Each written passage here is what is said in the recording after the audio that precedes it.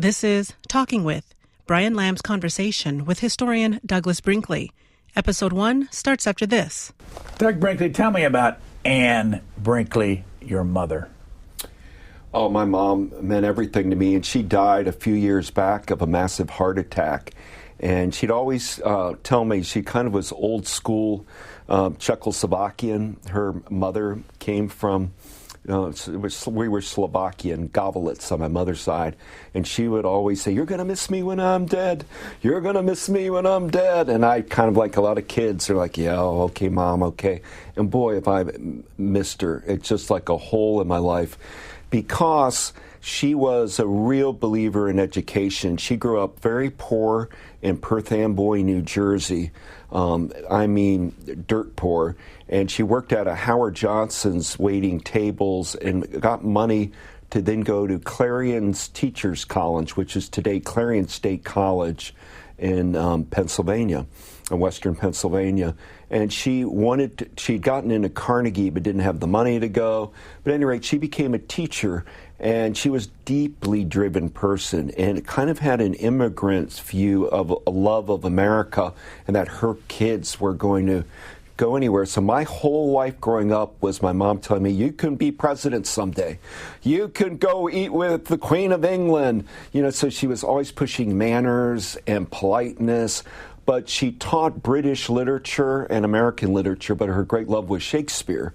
And so I became anti-Shakespeare because my mom was like forcing, these Midwest Shakespeare revival plays done, and I'd have to go sit and watch a Midsummer Night's Dream or, Merchant of Venice or whatever. And so, she got me reading books. And always wanted us to communicate well. My sister won awards for the state of Ohio for original composition and oratory. She always made me speak clearly and properly. My sister, Leslie, my only sibling, works for KGO TV and ABC San Francisco. She did anchor work, and now she's sort of their main roving correspondent out there. So both of us got into the communications realm in some ways because of my mom. I didn't realize that, Brian, that it made a difference until I've met other history professors who don't like talking or have a hard time before a classroom. I just can't wait to get in front of the classroom and storytell because I just, it's just part of my innate personality. But I recognize my mom is the one who instilled in me that ability to talk in front of people. How did she get to be the teacher of the year?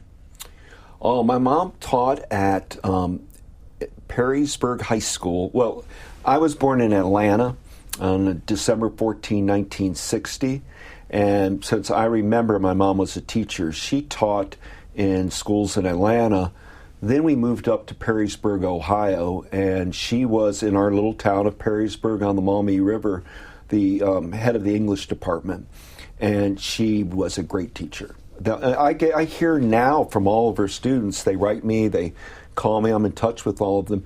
Some students didn't like her, she was tough, but if you worked hard, it was the most rewarding class because she put everything into it.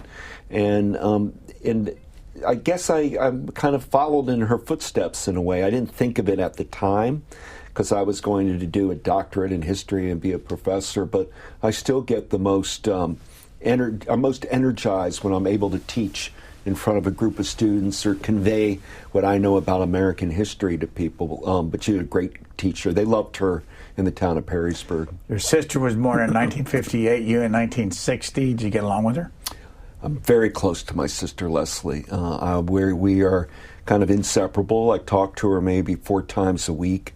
She, as I said, lives in the Bay Area. She had 2 children, Alexa and Brielle, and they both went to UCLA. And then Alexa, my niece, just graduated from Stanford Law School, and she's doing incredibly well. And Brielle went to New York City, and she's doing very well with the tech company. And they're just the nicest girls. I'm proud that my sister and Jeff, her husband, were able to raise 2 great kids, and we're very close. We try to do a summer vacation with my sister every year. Usually Lake Tahoe we go, but sometimes it'll be elsewhere. This summer we're going to meet in the North Dakota Badlands. But we make sure we stay in great touch. And when my mom died, they were living in Laguna Niguel, California. And now my father's in assisted living, a place called Byron Park in Walnut Creek, California. My sister's a mile away. So she's quite saintly in the way she's caretaking my father. I feel a little delinquent. I'm living in Austin, Texas. I don't see him that often. But my sister's the kind of person that if I've ever had an illness or was forlorn, she would do anything. She's just a really good person. So what's the difference between your mom and dad? My dad's old stock American. The Brinkley name that I have is from the French and Indian Wars. I mean, where they lived in Pennsylvania. They moved to Western Pennsylvania. He also went to Clarion, where he met my mother at the university. But they have a lot of military background. When I looked at my family chart, you could see their involvement in the American Revolution and War of 1812 and Civil War in quite dramatic fashions. My mother's brother died in World War II at Guam. He was a Marine killed by a sniper, and that had a big influence on my mom. His name was John, and I subsequently named one of my children John, or we call him Johnny. But so the Brinkley's an old-style American, original sort of American family, and he fell in love with my mom, Ann Govelitz, who was a newcomer generation from what is today's Slovakia, but what used to be Czechoslovakia. What would we have seen if we saw you in the classroom in high school? Class clown, goofing around. I always had to be funny. My rebellion against my mom was I discovered comedians like Lenny Bruce and Red Fox and George Carlin. And, I'd get those albums and listen to them. And my mom, they were sort of banned by my mom. And that made them all the more this sort of contraband comedy that I would listen to. I always felt being funny, having a good time was a big priority. With that said, I just loved history since I was a child. I collected postage stamps and had quite a collection. I collected then plates and those snow globes and statues of everywhere in America. I would raid souvenir shops to get the collectibles to see all of America. And I never was bored visiting a historic house or battlefield or a museum that had to do with American history. It just was part of my mom and dad teaching me that, but my sister didn't take to it. She liked other things, and I just got very fascinated. And it's so I started reading on my own biographies in American history, one after the other.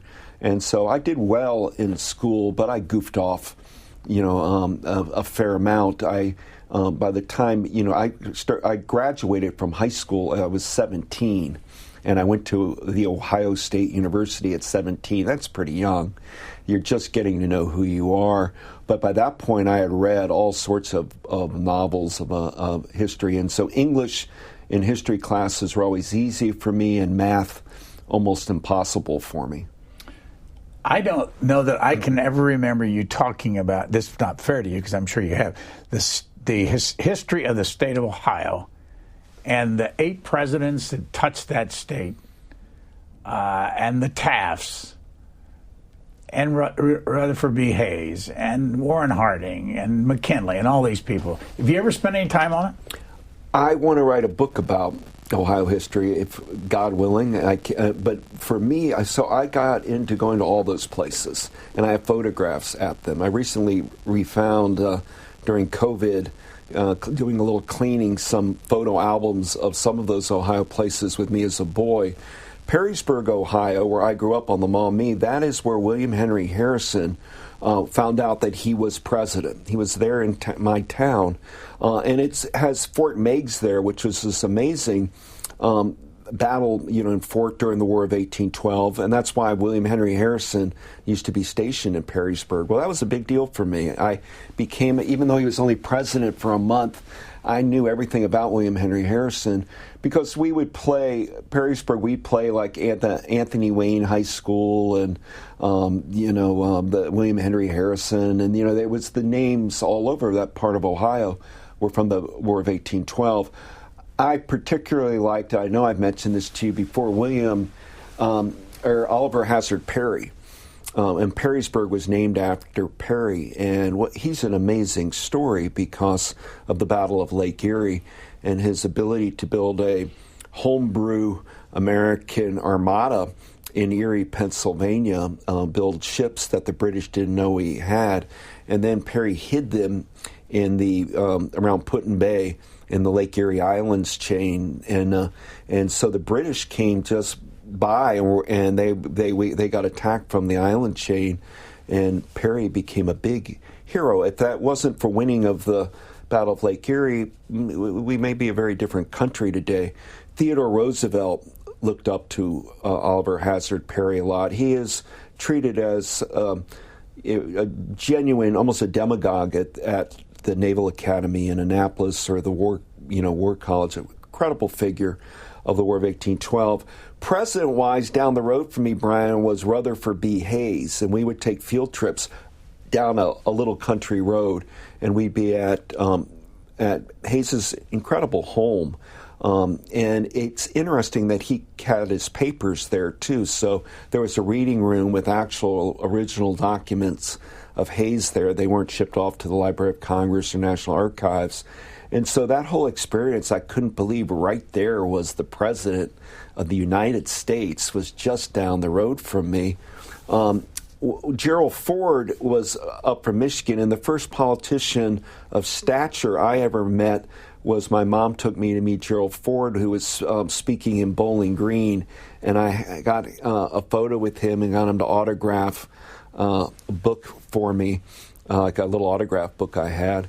And then we would go visit all of these other places. I had been to Ulysses S. Grant's, birthplace. I'd been to William McKinley's tomb. I would go to Warren Harding's house. We would do things like that. And most of those were run by the state of Ohio, not national park sites. But I was amazed and proud that so many presidents, we call Ohio the mother of all presidents, and we'd be in a competition with Virginia of who had produced the most.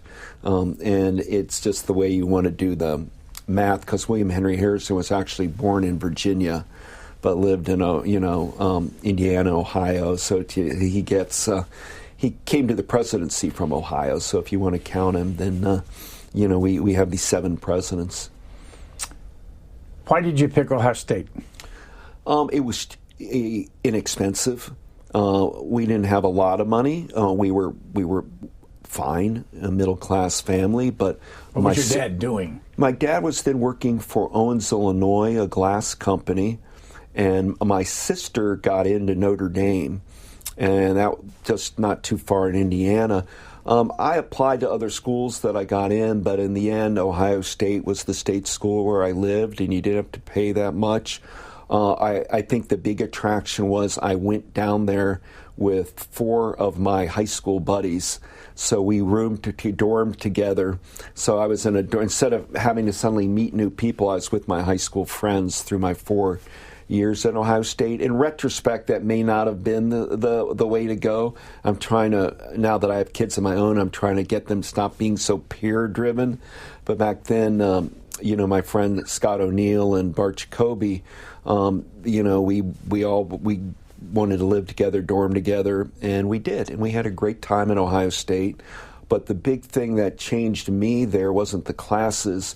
It was I started going to used book sales, church sales, used bookstores. Why? I just loved reading. I would get, I'm not kidding, a box load of paper. I couldn't believe you can get, the autobiography of Malcolm X for $0.25, or a Graham Greene novel for 10 cents. And so, you grab a box of these, and I would, it was like a collection, a little bit like stamps. I started collecting books there, and then I delivered pizzas through college for a place called Mario's.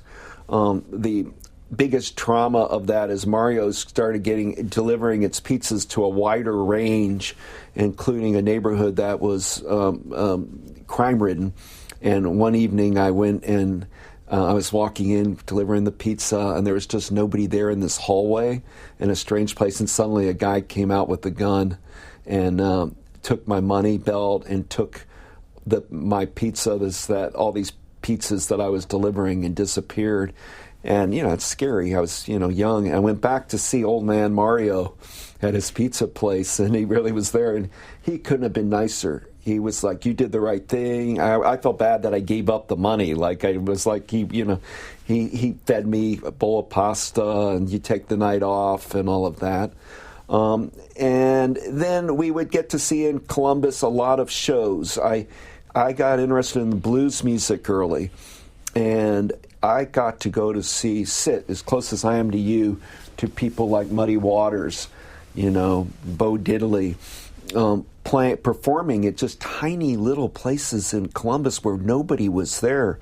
I mean, you would just sit, it'd be like a coffee klatch with these blues greats right in front of you. And that had a lot of meaning to me. But then also, I remember at Ohio State, I was excited to see Little Richard. And I would go. I saw him play at the Columbus Zoo, and it was raining, kind of misty rain, and nobody showed up to see Little Richard. Now, I thought he was like a god, like Little Richard's in town. Boy, that's a big event. And this is now the late 70s, and there just weren't the crowds there for him. So I started working also at a place called Singin' Dog Records, used records. And the guy there that ran it was named Moose. And Moose was really into reggae music, kind of Rastafarian and also punk music. But he was self-trained and encyclopedic on any kind of album. He'd look to make sure there weren't scratches, and, you'd get trained how to buy people's record collections that they wanted to sell for money. So I did that, and I learned a lot of great artists, because then you got to be like the DJ of today. In the little record store, I could pick whatever record I wanted. If I wanted to play Ornette Coleman and jazz, I could put it on. If I wanted to play a old Neil Young album, I could put it on, and I kind of could control the mood of the establishment. To me, that was a great job. A coffee, playing the music I like. And so I learned a lot about popular music in that job. So I was not only taking classes, but I was working all the time, which I did when I was in high school. I used to work at a Holiday Inn. Work was my Did you need motive. To work? I just loved working. Did you need the money? I did.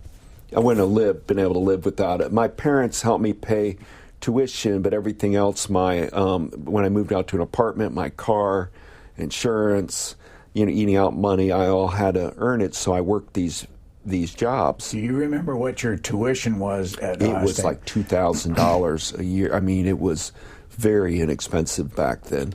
So when you think back at Ohio State, or for that matter, the high school, who were the teachers, especially in history, that made an impact on you? At Ohio State, there was a labor historian named Warren Van Tyne, who had written a biography of John Lewis, the miner, the head of the miners' union. John L. Lewis. John L. Lewis. And he wrote quite a bit, and he was really interesting, his labor history class, because he liked a paper I did, and he worked with me to get it published.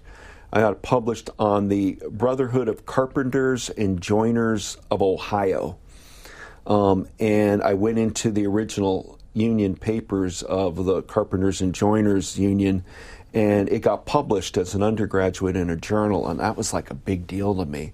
Because, it was first time I had a byline, first time I had an article, and it actually helped me get a fellowship to go, money to go to Georgetown, because the priest there who was running the department was impressed that even though I maybe had not such great grades in math and science that I was getting A's in history and got an article published in a respectable journal, and that was Warren Van Tyne who pushed me in that direction. Warren, I've been in touch with, of course, since over the years. He was quiet. He didn't have but he would do little things that impressed me, like he would invite you or some students for dinner at his house. I don't know if you could do that today, but we would go to his house and eat and continue talking about what was going on in class. I thought he was kind of a smart, hip, cool guy. Young at the time? He was youngish at the time and had a little bit of longer hair, and so I thought he was like a cutting edge, explaining to me what I didn't know about the union movements. You know, he talking about the Knights of Columbus and Terence Powderly, or the Industrial Workers of the World, and Wild Bill Haywood and Mother Jones, and all these like characters out of the union world that I learned about the first time.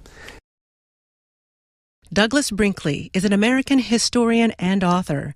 You can listen to more interviews with him by searching Douglas Brinkley in the video library at cspan.org.